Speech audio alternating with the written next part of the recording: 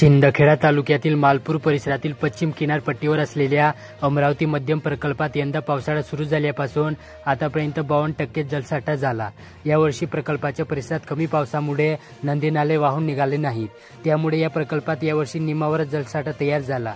परिणामी रब्बी हंगामासह उन्हाळी पिकांचे बागायती क्षेत्रही घटणार आहे। धुळे जिल्ह्यातील महानगरपालिकेच्या आगामी निवडणुकीसाठी जाहीर झालेल्या प्रारूप प्रभाग रचनेवर हरकती दाखल करण्याची मुदत 15 सप्टेंबर रोजी संपत आहे। आतापर्यंत 116 हरकती दाखल झाल्या असून शेवटच्या 3 दिवसात यात वाढ होण्याची शक्यता आहे।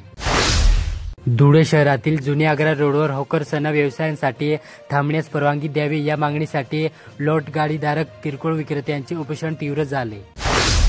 धुळे जिल्ह्यात अवघ्या 2 दिवसापूर्वी मित्रांसोबत वाढदिवस साजरा करणाऱ्या आणि हसतमुख असलेल्या 16 वर्षीय विराज शिंदेने गुरुवारी संध्याकाळी गळफास घेऊन आत्महत्या केली। महापालिका माजी स्थायी समितीचे सभापती सोनल शिंदे यांचा मुलगा असलेल्या विराजच्या अशा अचानक जाण्याने शिंदे कुटुंबावर दुःखाचा डोंगर कोसळला। शिरपूर तालुक्यात किसान विद्याप्रसारक संस्थेचे माजी सचिव तथा महाराष्ट्र शासनाचे शिवछत्रपती क्रीडा पुरस्कार जीवते स्व दादासाहेब विश्वासराव रंदे यांच्या पुण्यतिथीनिमित्त आदरांजली कार्यक्रम बोराडी येथील क्रीडा मैदानावरील स्मृतीस्थळावर संपन्न झाला।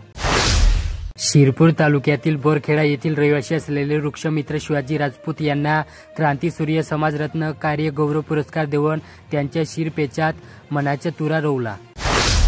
शिंदखेडा तालुक्यातील श्री गायत्री शक्तीपीठ कुंभरेज येथे धुळे जिल्हा संत संमेलन नुकतेच पार पडले। धुळे जिल्ह्यातील अवधान MIDCतील भरत बोरसे यांच्या कंपनीच्या गेटचे कुलूप तोडून चोरट्यांनी फाईल अस्ताव्यस्त फेकल्या, तसेच या ठिकाणी असलेली 12 लाखांची रोकड लपास केल्याची घटना शुक्रवारी सकाळी उघडीस आली। या प्रकरणी मोहाडी पोलिसात गुन्हा दाखल आहे।